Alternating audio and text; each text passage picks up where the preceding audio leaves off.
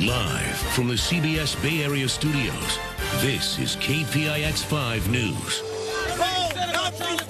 You're fast. You don't know me, Holmes.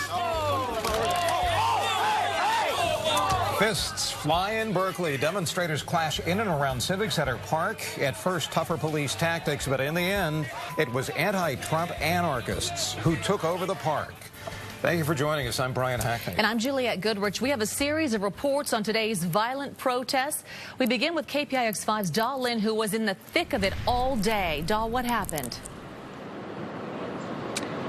Yeah, that's right. Well, things are slowly getting back to normal here at Civic Center Park. Earlier today, even with a massive amount of police officers watching over this park, we still saw quite a few fights and a lot of pushing and shoving between Trump supporters and counter demonstrators. Away from him. Arguments quickly escalated into fistfights. Police officers stepped in to break it up. This type of drama played out repeatedly throughout Civic Center Park between Trump supporters and counter demonstrators.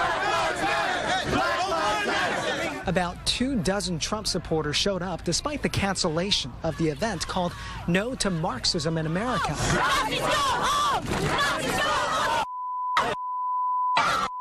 To show that, the growing, hatred towards anybody that's conservative being labeled a Nazi or a white nationalist isn't true. Trump supporters were outnumbered. There were hundreds, if not thousands, of counter-protesters.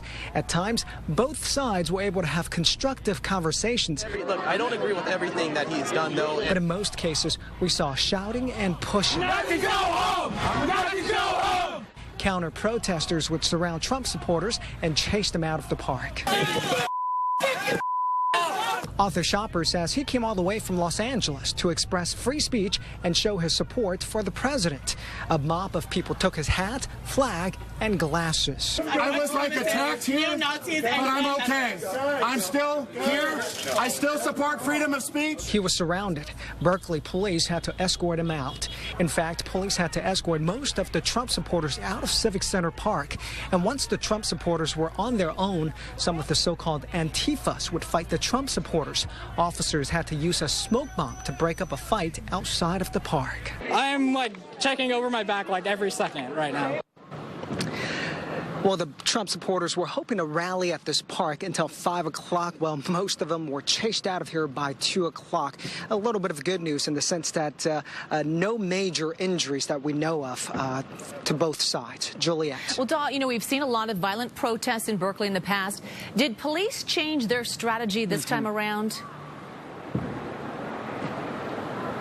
Right, they're much more aggressive this time. In the previous protest that happened here at Civic Center Park, the police officers took a hands-off approach. They would watch them from the sideline, let the guys, basically both sides, fight it out, battle it out. This time, every time they saw a confrontation, they would walk in there, they would break it up.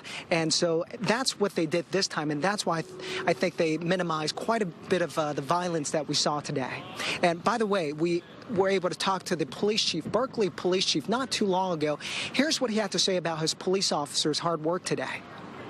Our folks at BPD and all the allied agencies did a great job handling a very challenging situation with a consideration and tact and attention to what our goals were, which were really to do our best to minimize injuries in what could have been a very volatile situation. Officers not only on the ground, they were also monitoring from the high rises around here. In fact, we had some footage earlier of them just having their binoculars, just making sure everything was safe. For the most part, they did a pretty good job making sure everybody was okay. Juliette, I'll send it back to you. All right, Daw, thank you. Well, Joey Gibson, the founder of Patriot Prayer, showed up in Berkeley this afternoon. He soon found himself being chased by Antifa activists and pepper sprayed. Gibson kept retreating down a street along with a man in shoulder pads who appeared to be his bodyguard. A short time later, officers put Gibson and that second man in handcuffs, but police tell the Chronicle this was actually a rescue to protect them from the group that was pursuing them. Neither man was arrested.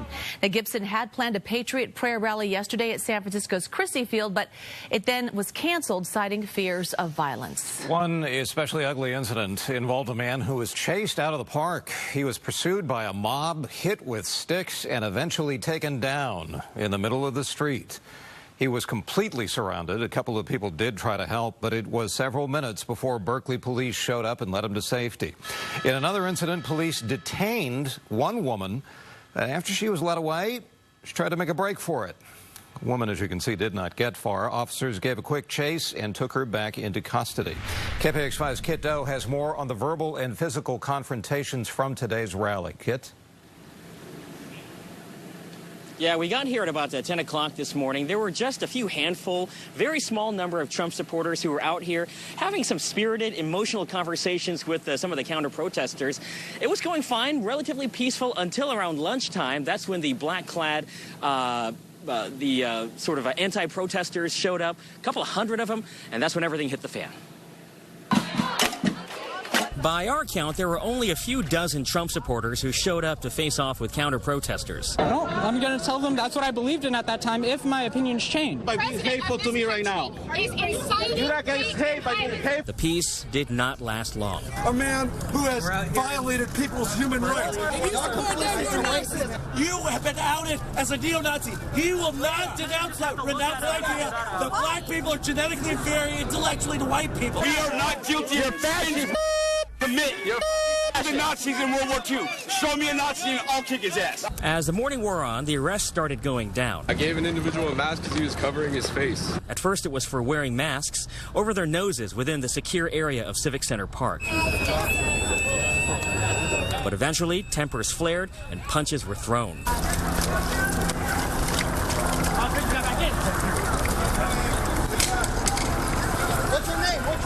Our grandpas died killing my grandpas. We did not see this man throw any punches, but he was one of the most vocal. It's unclear why he was arrested. The World War II vet that died killing Nazis.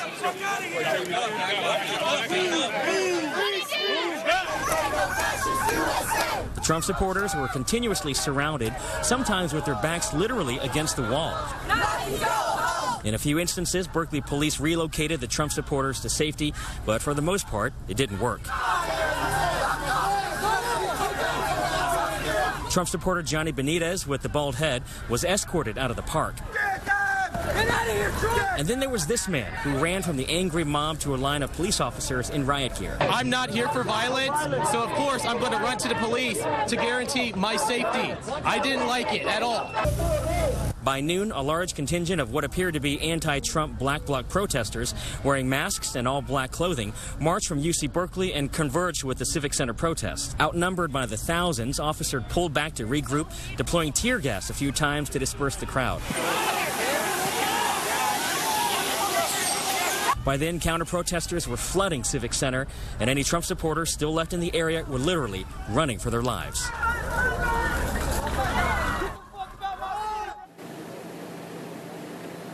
Alrighty, so back here live at the old City Hall building. This is where the core of some of the protests went down. Looks like everything's getting back to normal here. Coming up in the next hour, we'll hear from some of the counter-protesters and hear what they have to say about literally running these Trump supporters out of town.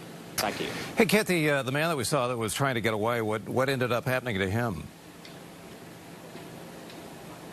Yeah, so his name is Arthur Chapman. He actually got tired, and so he sort of went to a gas station, sat down with his back against the wall. A lot of supporters, counter-protesters surrounded him. They were taunting him, spitting on him. They sprayed him with glitter water. At that point, he started praying to himself. And then Berkeley police showed up, and they escorted him out of there. As he was walking to the curb, some Trump supporters showed up in a car. He got in the car, sped away to safety. From the birthplace of the free speech movement, Kit Doe, thank you. Well, hundreds of anti-hate protesters gathered on the Cal campus this morning. That sign they're holding says, "Resist hate and racism, patriarchy and war." They marched to Civic Center Park. KPIX5 reporter Katie Nielsen was with that group for most of the day. Katie. Juliet, earlier this morning, counter-protesters gathered here at UC Berkeley for what organizers promoted as a peaceful unity rally. Up with the people and down with hate. massive resist banner was at center stage at today's counter-protest rally at UC Berkeley's Crescent Field. White supremacists threatened to come to San Francisco and Berkeley, so we're here to protect our community. Speakers called for unity. Have moved us to gather here today. As the crowd chanted. A few hundred feet away from the passionate demonstration, in juxtaposition, a group of silent meditators on the lawn. So I was breathing in hate and breathing out love.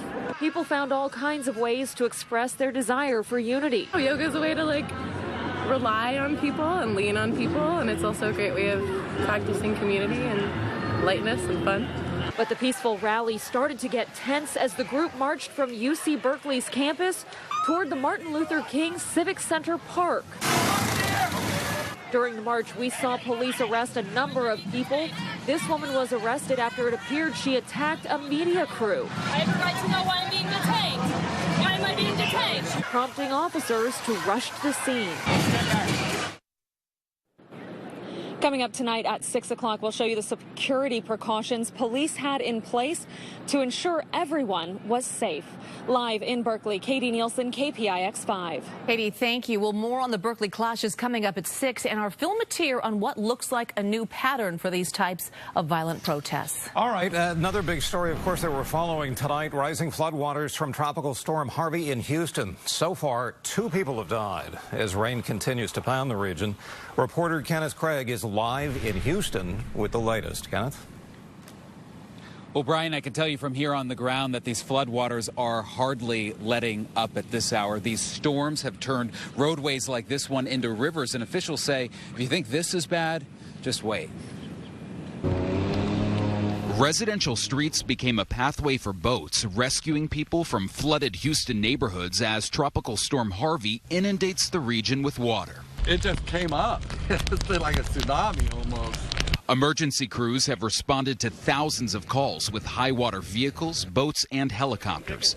94-year-old Henrietta Bell was rescued with her daughter. We've been through floods, but nothing like this. Some residents used their own boats to rescue neighbors, but that wasn't always a safe option. Some were able to walk out on their own. We have a 2-story home, and on the first floor, it's up to here, and all the furniture is just floating.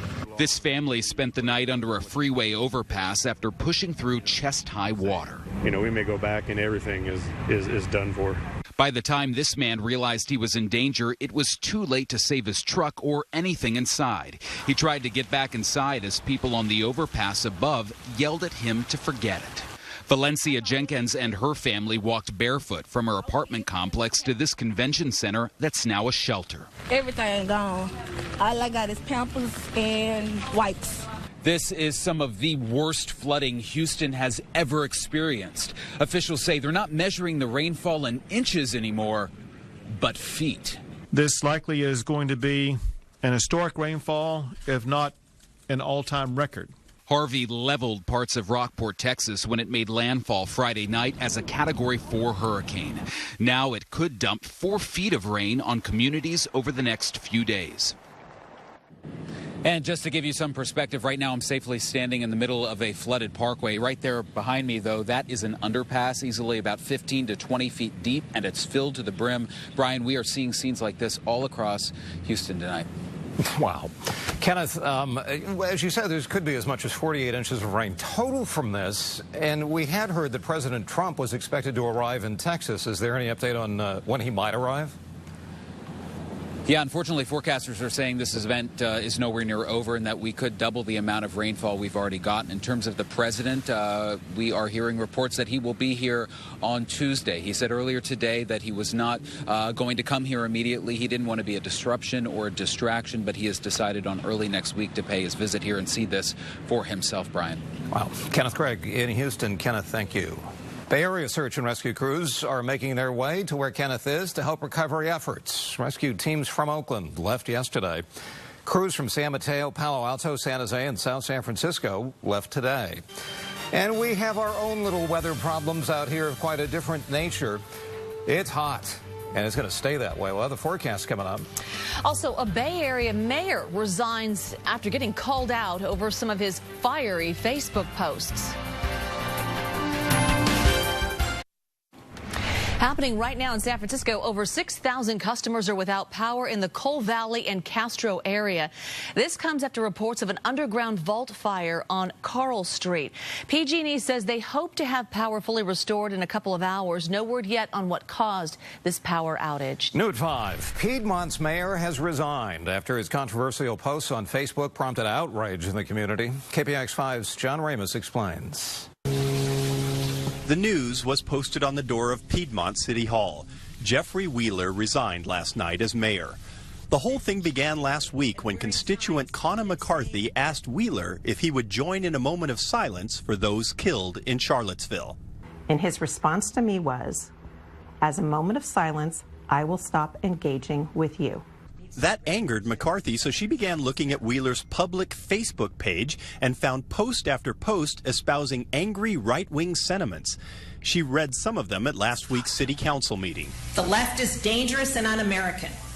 Transgenders are mentally ill. In this affluent and largely progressive town surrounded by Oakland, residents were outraged. I began receiving emails from constituents approximately every 10 or 15 minutes. The vast majority of which were calling for his replacement as mayor. So Wheeler's colleagues on the council, who voted him in as mayor, scheduled a special meeting to remove him from the post. That's not necessary now, and while he would not speak with us today, Wheeler did issue a statement apologizing for posts that he acknowledged were inflammatory and insulting. And though Wheeler says he intends to continue serving as a council member, there are those who feel it's too late for that. Even though he stepped down as mayor, he can't remain on our council and be effective. So you want him off the council? He absolutely has to step down from council. It is a lesson that a lot of people are learning in this age of social media. Speech may be free, but that doesn't mean it comes without a cost. In Piedmont, John Ramos, KPIX5. We have a lot to catch you up on in the weather department. Let's get right to it, beginning with what was, as the weekend began, Hurricane Harvey now downgraded to a tropical storm, and that just barely. But it's not the winds that are the story, it's the rain. As much as 50 inches could be due in because this hurricane is going to put off the brakes and then take it into reverse as it heads back to the Gulf over the next 2 days. And when it gets back out over Gulf waters, it could regenerate, get more energy, and the winds could strengthen.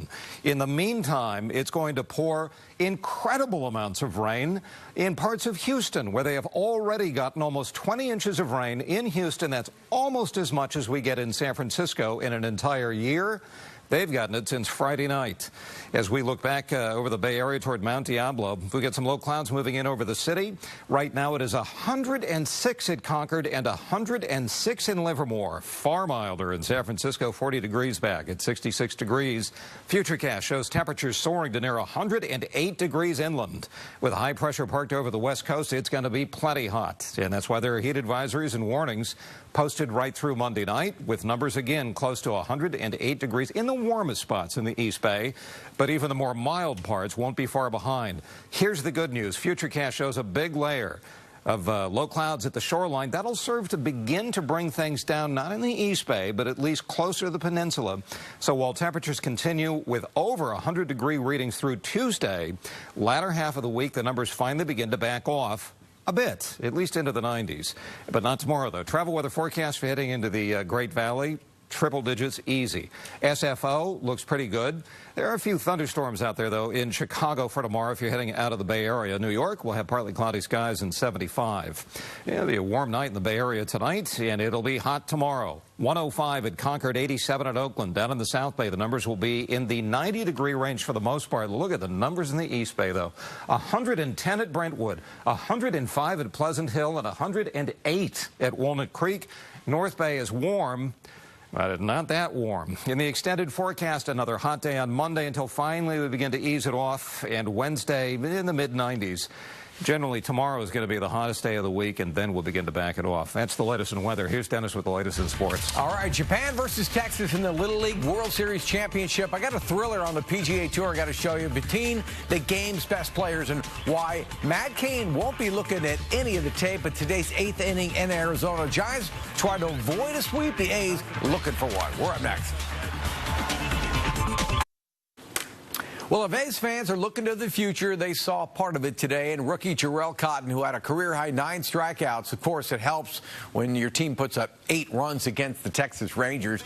A's weren't lying when they said they were going young, huh? Bottom of the second, Rangers leading 1-0. Oakland rookie Matt Olson gets his 9th home run of the year, 2-run shot, and the A's have a 2-1 lead. And then just 2 pitches later, the rookie Matt Chapman gets his 10th long ball of the season. Chapman and Olson both 3 for 4 in the game. Another rookie, starter Jharel Cotton.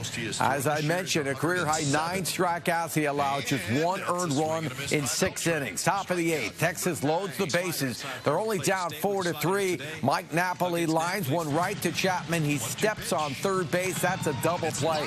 Oakland tacks on 4 runs in the bottom of the inning. They are winners 8-3, and they sweep that series. Good for the young guys there. Even the ball dudes in Arizona getting into the player weekend spirit.